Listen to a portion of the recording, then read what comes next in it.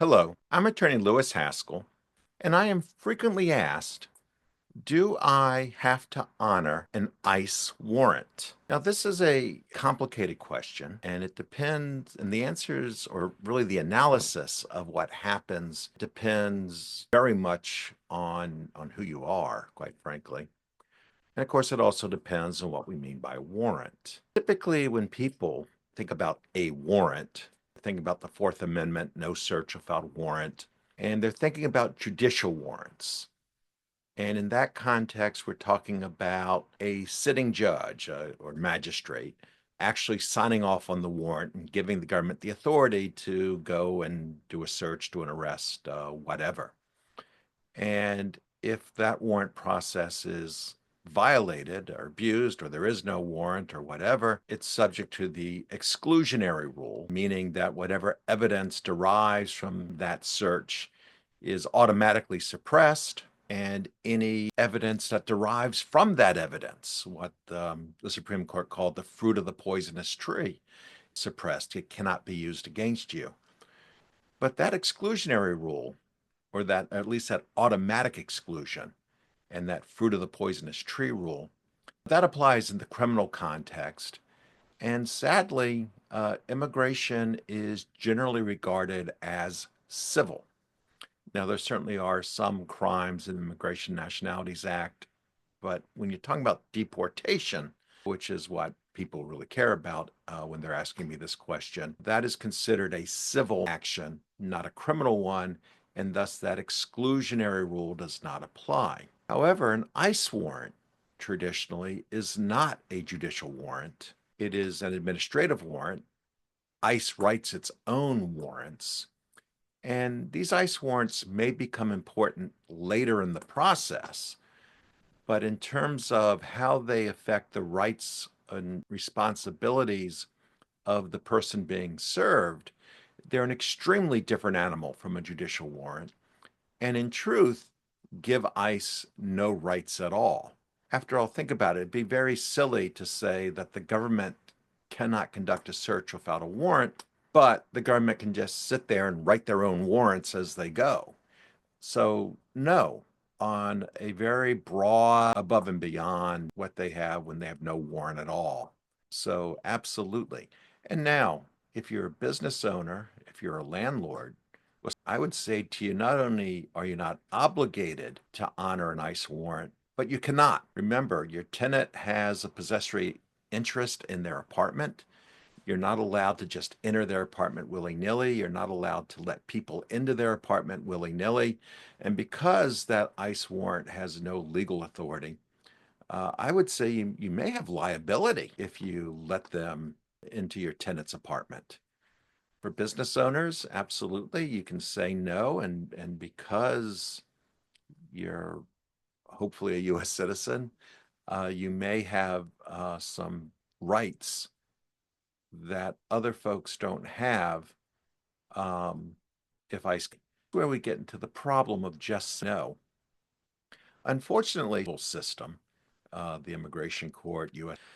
Um, are regarded as being civil, not criminal. The remedy for what happens when ICE ignores your saying no is, I mentioned the exclusionary, but that applies only in the criminal context. Now, it is possible suppressed, being suppressed in the context of they detained someone who was subject to deportation, and with ICE coming in is not that they are gathering up documents, computer hard drives, smoking guns, as it were, or others. The problem is they're gathering up, and so it's challenging to say that ICE came in illegally, arrested and detained a person who was in fact, now they have to let that person go or something because they entered illegally. Uh, but I suppose it is theoretically possible if you could do that, the violation, which is already a problem because ISIS permit that you told them they couldn't come in. So right off the bat, you got an evidentiary issue. But if let's say we can get beyond questionable that you can show that the violation was systematic enough, was just so that, in particular, an immigration judge, but even a federal judge down the line, going to release such a person. However, can make mind.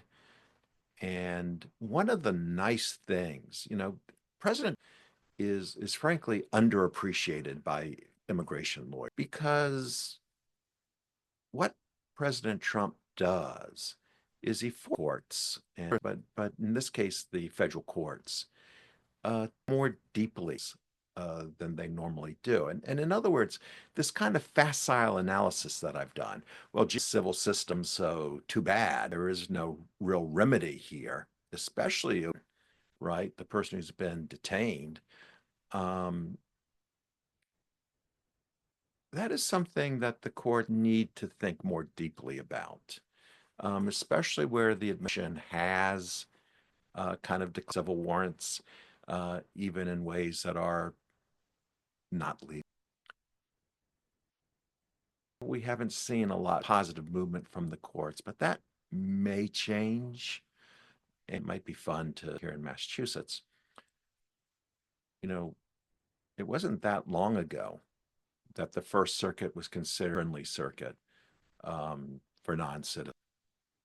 Even though there really isn't very much, the circuit itself has become a lot friendlier in the last, and I don't know why.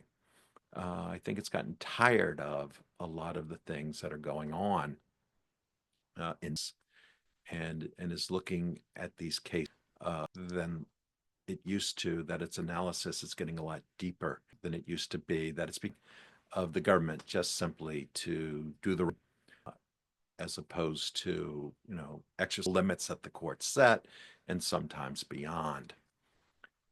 So with that in mind, it may become press things in the future than in the past, and we may start to see cases in which the courts start when they haven't been doing so in the past. And so that is good. The other remedy that you have for a civil is a civil suit. Certainly, Homeland Security can be sued for whatever damages, and it can be sued for violations. In an ICE officer's car window, and frankly, we've seen a few of those, including actually here in Lowell. Uh, it does seem to me that the driver of that car probably has a cause of action, especially if the driver of that car is a U.S. citizen or just going for somebody else who was in the car, because and it certainly does not give you the right to break somebody's windshield. And the fact that you're breaking a windshield is pretty good evidence that you did not have consent. Now, the problem, of course, is that most of the people whose civil rights are being violated are the people who are themselves getting detained and oftentimes physically removed from the country. So for those folks, obviously vindicating your rights, suing the federal government is problematic. But let me come back to the business owner. Okay. And when I said before that where there's a good chance you're a U.S. citizen or perhaps even a brave lawful permanent resident, you have a cause of action if ICE starts rampaging through your place of business, especially if they start breaking things to do. Now these are not the easiest cases. They're called Bivens cases, some restrictions on them. In Massachusetts, we have a state statute, the Protect Act, may give a cause of, well, which by its terms does give a cause of action, ICE officers. It'll be interesting to see if the Massachusetts Protect Act is upheld in the courts. Illinois has a Bivens statute for a while now, and this is meandering its way through the federal courts.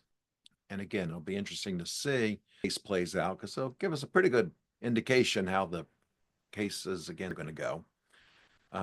But stands, we do have law that applies directly to ICE. And of course, Massachusetts has had a Civil Rights Act for quite some time, which by its terms, since it applies to any person who violates someone in Massachusetts, would apply to ICE as well. So it's able to sue the government civilly for its civil violations, but you don't get the broad protections that you get on the criminal, which doubles back to say that an administrative warrant gives ICE no particular intimate power. It gives ICE no right to enter your home, to enter your place of business. It certainly can't force you or so that they can enter somebody else's home, even if you're the landlord. As a practical matter, there's not a lot stopping ICE from doing whatever it wants to do. And ICE is certainly behaving as from what it wants. If they keep going down that path, we may well see more motions to suppress being ultimately upheld in the federal courts. And it'll be interesting to see, especially what happens on the habeas corpus side of things, when when the argument is that the person was unlawfully detained uh, because ICE came busting in, weren't allowed to, but they do it all the time because they get it for no reason other than because they know get away with it, because they've always gotten away with it, because they've done it so many times and gotten away with it. That gets you into that area of egregiousness and pattern of behavior for which motions to suppress are granted, certainly in the evidentiary context. And we'll see. We'll see if someday the courts will assert it over the season. So, as you can know, um, it's hard to say what to hear, other than, as I say, these are not ICE comes busting in anyway.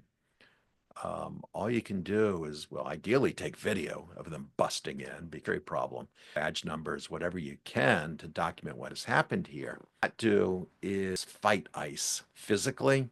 You can't get in their way because you're going to get arrested, and the fact that they entered your house illegally is probably not going to save you. Um, and as we've seen too many times at ICE, you may get shot.